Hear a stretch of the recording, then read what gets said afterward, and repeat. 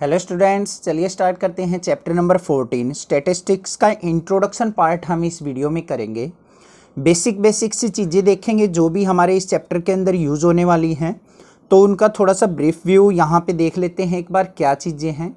ठीक है, तो सबसे पहले हम बात करते हैं स्टैटिस्टिक्स होती क्या है। स्टैटिस्टिक्स होती है कलेक्शन ऑफ डेटा, किसी भी रिकॉर्ड को, किसी भी डेटा को किसी टेबल की फॉर्म में या फिर वैसे स्टोर करना क्या कहलाता है, स्टैटिस्टिक्स। अब जैसे आपने आपके क्लास टीचर भी देखे होंगे, रजिस्टर वगैरह में आपकी अटेंडेंस वगैरह मेंशन करते हैं, या फिर आपका जो टेस्ट का रिकॉर्ड होता है या फिर आपके एग्ज़ाम्स का रिकॉर्ड होता है कि क्लास में किस बच्चे ने कितने कितने मार्क्स लिए हैं, वो सब डेटा जो है उस कलेक्शन को हम बोलते हैं स्टैटिस्टिक्स। ठीक है, दो तरीके का डेटा होता है हमारा, एक प्राइमरी डेटा होता है, एक सेकेंडरी डेटा होता है। प्राइमरी डेटा क्या होता है उसकी डेफिनेशन अभी देखेंगे, और सेकेंडरी डेटा क्या होता है वो भी देखेंगे। पहले मैं आपको जनरली इनकी डेफिनेशन बता देता हूं। तो सबसे पहले हम प्राइमरी डेटा देखते हैं क्या होता है। When information was collected by investigator himself. कोई भी इन्वेस्टिगेटर होता है, कोई भी इन्वेस्टिगेशन करता है, किसी चीज़ के बारे में कोई रिसर्च करता है, तो खुद से जो अगर डाटा कलेक्ट करता है उसको कहते हैं हम प्राइमरी डाटा। जैसे अब मान लिया हमारी जो चाइल्ड उसकी रेशो होती है, उसकी बॉयज़ टू गर्ल्स की रेशो। अब मान लिया किसी विलेज में जाते हैं और हम जाके घर घर जाके अपना रिकॉर्ड सेव करते हैं कि इस गांव में कितने बॉयज़ हैं और कितने गर्ल्स हैं, तो हमने खुद से अपना डाटा कलेक्ट किया है, तो उसको कहेंगे प्राइमरी डाटा। सेकेंडरी डाटा होता है when informations are gathered from any source. किसी सोर्स के पास से हमने क्या करना है, इंफॉर्मेशंस लेना, वो क्या कहलाएगा हमारा सेकेंडरी डाटा। अब जैसे मान लिया मैंने रिकॉर्ड सेव कर लिया किसी एक विलेज का, विलेज 1 का मैंने रिकॉर्ड सेव कर लिया कि इसके अंदर 1000 बॉयज़ है और 900 हमारी क्या है, गर्ल्स हैं।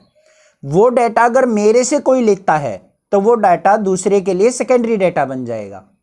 या फिर जैसे हम इंटरनेट वगैरह से कुछ भी सर्च करते हैं तो वो हमारा क्या होता है, सेकेंडरी डाटा, क्योंकि वहाँ पे इंटरनेट पे किसी ने डाटा रिकॉर्ड करके डाला हुआ है, हम उसका यूटिलाइज कर रहे हैं, तो उसको कहेंगे सेकेंडरी डाटा। और खुद से अगर हम कोई रिकॉर्ड सर्च करते हैं, बनाते हैं, उसको कहते हैं हम प्राइमरी डाटा। आई होप आपको समझ में आ गया होगा दोनों की दोनों। नेक्स्ट जो चीज़ आती है वो होती है प्रेजेंटेशन ऑफ डाटा। अब डाटा को किस किस तरीके से हम प्रेजेंट कर सकते हैं। एक तो टेबुलर फॉर्म होती है हमारी, जनरली जो हम 13.2 के अंदर 14.2 के अंदर देखने वाले हैं। उसके बाद होती है ग्राफिकल रिप्रेजेंटेशन भी होती है, 14.3 में देखेंगे ग्राफिकल रिप्रेजेंटेशन। तो उसके बारे में देख लेते हैं हम किस तरीके से डाटा को रिप्रेजेंट किया जाता है। सबसे पहले आती है हमारा फ्रीक्वेंसी डिस्ट्रीब्यूशन टेबल। किसी टेबुलर फॉर्म में हम क्या करते हैं, डाटा को सेव करते हैं। किस तरीके से, मान लिया आपकी क्लास की ही बात कर लेते हैं, एज ऑफ स्टूडेंट्स और नंबर ऑफ स्टूडेंट्स। जो भी ये नंबर ऑफ स्टूडेंट्स होती है या नंबर ऑफ समथिंग होता है, ये होती है फ्रीक्वेंसी। फ्रीक्वेंसी का मतलब है कोई चीज़ कितनी बार रिपीट हो रही है। अब जैसे एज हमने लिख ली कि आपकी क्लास में 12 एज के कितने बच्चे हैं, 12 ईयर के, 13 के कितने हैं, 14 के कितने हैं। जैसे मान लिया 12 के देखा हमने 9 स्टूडेंट्स हैं, 13 के मान लिया 10 हैं और 14 के मान लिया 5 हैं। इस तरीके से रिकॉर्ड सेव करेंगे। तो 12 जिसकी एज है, कितने स्टूडेंट्स हैं, 9। 9 क्या बोली जाएगी हमारी 12 की फ्रीक्वेंसी, कि मतलब 9 स्टूडेंट्स ऐसे जिनकी एज 12 है। 13 एज वाले 10 स्टूडेंट्स हैं, तो 13 एज की फ्रीक्वेंसी हुई 10। 14 एज वाली की फ्रीक्वेंसी हुई 5। इस फ्रीक्वेंसी को हम FI से भी डिनोट करते हैं या F से भी रिप्रेजेंट कर देते हैं। एक तो ये तरीका होता है हमारा किसी भी टेबल को रिप्रेजेंट करने का। दूसरा हमारा जो डेटा को रिकॉर्ड करने का हमारा जो मेथड होता है वो टेबुलर फॉर्म में ही होता है, बट उसके अंदर हम इंटरवल्स बना देते हैं। अब जैसे मान लिया कोई भी टेस्ट होता है आपका, तो यहाँ पे क्लास टेस्ट मार्क्स, मान लिया 30 मार्क्स का टेस्ट हुआ है, तो यहाँ पे नंबर ऑफ स्टूडेंट्स ले लेते हैं हम। जैसे 0 से 10 मार्क्स कितने बच्चों के आए हैं, मान लिया हमारे आगे 5 बच्चों के। 10 से लेके 20 तक हमारे कितने बच्चों के आए हैं, मान लिया 10 बच्चों के आए हैं। और 20 से लेके 30 तक कितने बच्चों के आए, मान लिया 9 स्टूडेंट्स के आए हैं। तो एक इस तरीके से भी डाटा हमारा सेव हो सकता है। क्लास इंटरवल मतलब 0 से 10 के बीच में 5 बच्चों के, 10 से 20 के बीच में 10 बच्चों के, 20 से 30 9 बच्चों के। 20 से 30 में क्या हो जाएगा, जिसके 21 आए हैं, 29 आए हैं, 27 आए हैं, सब किसके अंदर आएंगे, हमारे इस रो के अंदर आ जाएंगे।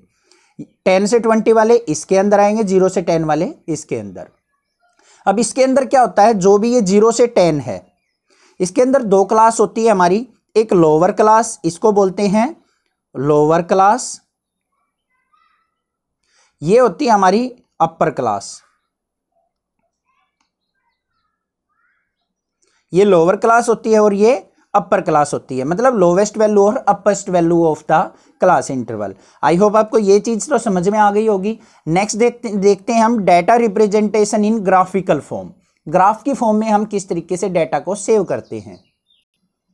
ग्राफिकल रिप्रेजेंटेशन के अंदर जो सबसे फर्स्ट रिप्रेजेंटेशन आती है वो हमारी आती है बार ग्राफ की।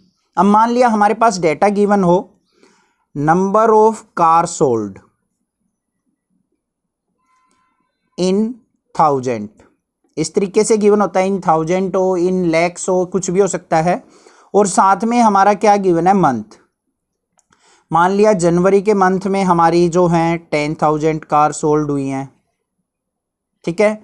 और फेब में हमारी मान लिया कितनी हैं, 20,000 हुई हैं। और मार्च में हमारी मान लिया क्या है, 15,000 हुई हैं। इस तरीके से मान लिया हमारे पास डेटा हो, तो इसको बार ग्राफ की फॉर्म में किस तरीके से रिप्रेजेंट करेंगे। तो बार ग्राफ ड्रॉ करते टाइम हमारे पास दो एक्सिस होती है, एक हॉरिजॉन्टल एक्सिस, एक वर्टिकल एक्सिस। हॉरिजॉन्टल एक्सिस पे एक वैल्यू लेते हैं, एक कॉलम, वर्टिकल पे दूसरी कॉलम ली जाती है। अब जैसे मान लिया यहाँ पे हमने मार्क कर लिया, ये जनवरी को रिप्रेजेंट कर रहा है, यहाँ पे फेब हो गया हमारा, ये थर्ड हो गया हमारा मार्च। इस तरीके से आगे भी हो सकते हैं फर्दर मंथ्स। यहाँ पे देखो हमारी क्या है, 10,000, 20,000, 15,000, 5,000 के इंटरवल पे हम मार्किंग ले लेते हैं। ये मान लिया क्या है 5,000, ये मान लिया क्या है 10,000, ये मार्क मान लिया हमारा क्या है 15,000 का, और ये मार्क मान लिया क्या है 20,000, क्योंकि मैक्सिमम वैल्यू हमारी 20,000 है तो वहाँ तक वैल्यू लेनी है। अब सबसे पहले देखते हैं जनवरी के मंथ में हमारी 10,000 कार सोल्व हुई हैं, तो हमने 10,000 तक हमने यहाँ पे क्या करनी है, अपनी एक टावर बना देनी है, बिल्डिंग बना देनी है, ठीक है। नेक्स्ट फेब में हमारी 20,000 है, तो फेब तक क्या करना है, हमने 20,000 तक हमने क्या कर देनी है, अपनी टावर बना देनी है। नेक्स्ट मार्च में क्या है 15,000, तो मार्च में हमने 15,000 की हाइट तक क्या कर देनी है, एक टावर शो कर देनी है। तो ये होती है बार ग्राफ रिप्रेजेंटेशन। आई होप आपको समझ में आ गया होगा किस तरीके से बार ग्राफ बनाया जाता है। बाकी क्वेश्चंस करेंगे वहाँ तो हम अच्छे से समझेंगे ही, ये आपके लिए ब्रीफ छोटा सा और ब्रीफ थोड़ा सा इंट्रोडक्शन है। उसके बाद देखेंगे हिस्टोग्राम रिप्रेजेंटेशन होती है हमारी सेकंड जो रिप्रेजेंटेशन होती है वो हिस्टोग्राम होती है। अब हिस्टोग्राम रिप्रेजेंटेशन कुछ हमारी बार ग्राफ की तरीके से ही होती है, बाकी जो डिफरेंट चीज़ें होती हैं इसमें, जिसके अंदर वेरिंग विड्थ होती है, यूनिफॉर्म विड्थ, वो बाकी हम क्वेश्चंस के अंदर ही सीखेंगे। वैसे रिप्रेजेंटेशन इसी फॉर्म में होती है इसकी। नेक्स्ट आता है हमारा थर्ड जो टाइप होती है वो होती है फ्रीक्वेंसी पॉलीगन। Frequency polygon. अब ये फ्रीक्वेंसी पॉलीगन ग्राफ किस तरीके से बनता है, अब यहाँ पे तो हमने टावर्स की हेल्प से बना दिया। अब मान लिया इसी डेटा का हमने फ्रीक्वेंसी पॉलीगन बनाना हो तो कैसे बनाएंगे, देखते हैं। हमने सिमिलर वे से एक हॉरिजॉन्टल एक्सिस एक वर्टिकल एक्सिस लेनी है। यहाँ पे मान लिया हमारा क्या है जनवरी मंथ है, ये हमारा क्या है फेब मंथ है, ये हमारा क्या है मार्च मंथ है। रिकॉर्ड ऐसे ही लिखना है हमने 5,000, फिर 10,000, फिर हमारा आ जाएगा 15,000 और फिर आ जाएगा हमारा 20,000। अब देखो क्या करना है, हमारी जनवरी के मंथ में 10,000 कार सेल हुई थी, तो जनवरी का मंथ ये है, 10,000 ये है, तो यहाँ पे पॉइंट लगा देंगे। देखो ये इस तरीके से लगा दिया। फिर क्या है हमारा फेब के मंथ में 20,000 थी, तो फेब पे चलेंगे और 20,000 पे मार्क लगा देंगे। 20,000 के सामने और फेब के सामने मार्किंग कर दी। मार्च के मंथ में हमारी 15,000 हुई हैं, तो 15,000 पे चलेंगे और ये 15,000 के सामने क्या हो गया हमारा रिकॉर्ड। ये 3 पॉइंट्स आ गए। तो अब क्या करना है, हमने इन पॉइंट्स को आपस में ज्वाइन कर देना इस तरीके से, ठीक है। मान लिया मार्च के बाद हमारा जो है अप्रैल के अंदर भी हो, मान लिया उसमें 5,000 कार सोल्व हुई हो, तो यहाँ पे आ जाएगा हमारा 5,000। अप्रैल के बाद मान लिया मई है, मई में हमारी मान लिया दोबारा से 20,000 हो गई हो तो 20,000 का पॉइंट आ जाएगा, तो इनको क्या कर देंगे हम, ज्वाइन कर देंगे इस तरीके से। तो ये जो ग्राफ बनेगा इसको कहते हैं हम फ्रीक्वेंसी पॉलीगन ग्राफ। आई होप आपको समझ में आ गया होगा, ये भी कोई दिक्कत नहीं होगी। नेक्स्ट बात करते हैं हम मीन, मीडियन और मोड किस तरीके से फाइंड आउट किया जाता है। बिल्कुल इजी मेथड से सीखेंगे, फटाफट आप इनको सोल्व आउट कर सकते हैं। तो पहले देखेंगे मीन क्या चीज होती है। मीन होता क्या है, मीन ऑफ डेटा का मतलब क्या होता है। यहां पे सबसे पहले मैं आपको फॉर्मूला बता देता हूं मीन का। मीन कैसे निकाला जाता है हमारा, सम ऑफ ऑल ऑब्जर्वेशंस अपॉन में total number of observation, total observations. अब कैसे निकलता है वो देख लेते हैं। मान लिया आपकी क्लास के अंदर 5 स्टूडेंट्स हैं, 5 स्टूडेंट्स ने टेस्ट दिया है। फर्स्ट स्टूडेंट के मार्क्स आए 10, सेकंड के आगे 20, थर्ड के आगे 30, फोर्थ के आगे 45, फिफ्थ के आगे 55 आउट ऑफ 60 मान लिया। अब मैंने पूछ लिया कि इस डेटा का मीन फाइंड आउट करो। तो करना क्या है, इन सबको ऐड करेंगे। ऐड क्या करेंगे, 10 और 20 30, 30 और 30 हमारा क्या हो जाएगा 60, और 45 हमारा हो जाएगा 105, और ये हो जाएगा 160। टोटल आ जाएगा इनका 160। और टोटल ऑब्जर्वेशन कितनी है, कितने स्टूडेंट्स थे, 1 2 3 4 5, 5 से इसको डिवाइड कर दो। 5 1 जा 5, 5 3 जा 15, 5 2 जा 10। तो एवरेज जो मार्क्स आ गए वो कितने आ गए हमारे 32 marks. This is the mean of data. मतलब सारे डेटा को आपने ऐड कर देना है और जितना भी डेटा था, जितने नंबर ऑफ डेटा थे, जितनी ऑब्जर्वेशन थी उससे डिवाइड कर देना है, मीन आ जाएगा। आई होप आपको समझ में आ गया होगा। नेक्स्ट बात करते हैं मीडियन की। मीडियन थोड़ा सा इंपॉर्टेंट है। मीन और मीडियन हमारा एक जैसी ही चीज होती हैं, बट हम डिफरेंस देखते हैं यहाँ पे क्या होता है। जब हमारा डेटा के बीच में कम डिफरेंस हो, जैसे 10 20 30 45 55 है, डिफरेंस कम है, तो हम यहाँ पे मीन फाइंड आउट करेंगे। अगर डेटा में डिफरेंस हो ज़्यादा, जैसे मान लिया एक वैल्यू हमारी 10, एक हमारी 50, एक है हमारी 100, एक है हमारी 500, मान लिया एक है हमारी 950। अब देखो डेटा के बीच में ज़्यादा डिफरेंस है, यहाँ पे 450 का डिफरेंस है, बहुत बड़ी बड़ी वैल्यूज हैं, तो वहाँ पे मीडियन फाइंड आउट करना अच्छा रहता है। और जहाँ पे डेटा के बीच में डिफरेंस कम हो तो वहाँ पे मीन जो है बेस्ट माना जाता है। ठीक है, वैसे आपके एग्जाम में जो पूछा जाए वो तो आपको फाइंड आउट करना ही करना है। अब मीन किस तरीके से, मीडियन किस तरीके से फाइंड आउट किया जाता है। सबसे पहला काम होता है हमने डेटा को असेंडिंग ऑर्डर में प्लेस करना।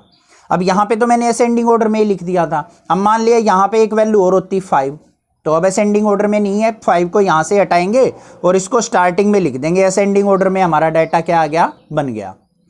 अब क्या करना है, उसके बाद नंबर ऑफ ऑब्जर्वेशंस काउंट करनी है, कितनी है 1 2 3 4 5 6। तो n की वैल्यू आ गई 6, और 6 क्या है, इवन वैल्यू। आपको पता है n क्या है, हमारी इवन वैल्यू। अगर मान लिया हमारा n इवन हो तो मीडियन कैसे निकलता है, median equal to nth observation, nth by 2 plus में n by 2 plus 1 divided by 2। n by 2 का मतलब n क्या था हमारा 6, 6 बाय 2 प्लस में n बाय 2 मतलब 6 बाय 2 प्लस 1, इनको ब्रैकेट के अंदर लेना है। 6 बाय 2 का मतलब क्या हो गया, third observation, first second third क्या है हमारी 50। 6 बाय 2 प्लस 1, 6 बाय 2 मतलब 3, 3 प्लस 1 क्या हो गया, फोर्थ ऑब्जर्वेशन।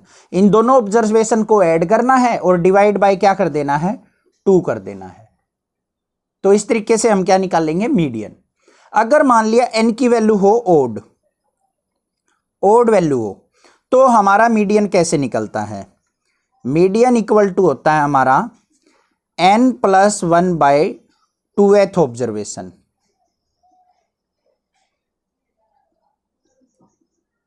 क्या आ गया यहां पे देखो, n plus 1 bye 2th observation. अब अगर n की वैल्यू ओड होगी तो 2 से तो डिवाइड हो नहीं सकती, उसमें प्लस 1 करके ऐड करना पड़ेगा हमें।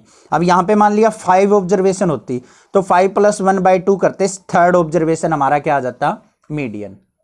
आई होप आपको समझ में आया है। कुछ नहीं आया होगा तो, कुछ डाउट होगा तो आप आगे क्वेश्चंस करेंगे, वहां पे अच्छे से क्लियर हो जाएगा। लास्ट बात करते हैं मोड क्या होता है। इसकी डेफिनेशन से ध्यान आपको अच्छे से समझ में आ जाएगा। मोड क्या होता है? Maximum frequency observation, maximum frequency observation is called mode. जिस भी ऑब्जर्वेशन की फ्रीक्वेंसी सबसे ज्यादा हो उसी को क्या कह देते हैं हम? Mode of the data. अब जैसे मान लिया आपकी क्लास है, ये हमारे मार्क्स हो गए और ये आ गया नंबर ऑफ स्टूडेंट्स। अब मान लिया 10 मार्क्स का आपका टेस्ट हुआ है, 2 क्वेश्चन बोले टीचर ने 5 मार्क्स के, और टीचर ने बोल दिया कि भाई करेक्ट होगा तो मैं फुल मार्क्स दूंगा, अदरवाइज क्रॉस कर दूंगा। तो मार्क्स कितने कितने आ सकते हैं? या तो 5 आएंगे, या 10 आएंगे, या 0 आएंगे। यही तो आ सकते हैं हमारे पॉसिबल मार्क्स। 5 मार्क्स मान लिया ये हैं 5 बच्चों के, ये 6 बच्चों के, 10 मार्क्स आगे 2 बच्चों के, और 0 मार्क्स आगे मान लिया हमारे 7 बच्चों के। तो मैक्सिमम फ्रीक्वेंसी किसकी हुई? सबसे ज्यादा 0 आई है, तो हमारा ये क्या हो जाएगा? हमारा mode of the data. I hope आपको समझ में आ गया होगा किस तरीके से फाइंड आउट करेंगे। तो ये था हमारा introduction of this video, this chapter. अगर कोई भी डाउट लगे तो आप मुझे कमेंट करके पूछ सकते हैं, अदरवाइज इसको अच्छे से करिए आप, देन क्वेश्चंस करेंगे, आपको कोई भी डाउट नहीं आएंगे। Thank you students for watching this video. Thanks.